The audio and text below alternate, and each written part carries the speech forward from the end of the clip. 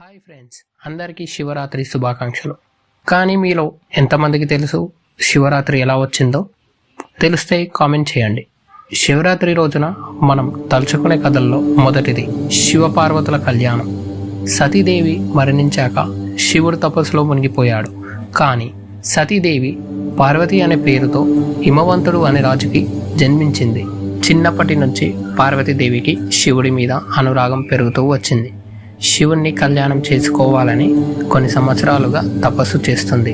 అలా చేస్తుండగా శివుడు పార్వతీమాతకు ఒక పరీక్ష పెట్టాలని అనుకున్నాడు. అప్పుడు శివుడు ఒక బ్రాహ్మణుడి రూపంలో వచ్చి ఇలా అంటాడు. శివుడు ఒక సన్యాసి, పులి చర్మం ధరిస్తాడు, బూడిదను ఒంటి మీద ధరిస్తాడు, శ్మశానంలో ఉంటాడు. అతనితో నువ్వెలా ఉంటావు అని అడిగాడు. అప్పుడు పార్వతీదేవి ఇలా సమాధానం ఇచ్చింది. శివుడు ఒక పరబ్రహ్మం, విశ్వానికి అధిపతి, త్రిమూర్తులలో ఒకరు అని భక్తితో సమాధానం ఇచ్చింది. పార్వతి భక్తిని చూసి శివుడు తన అసలు రూపం ధరించాడు.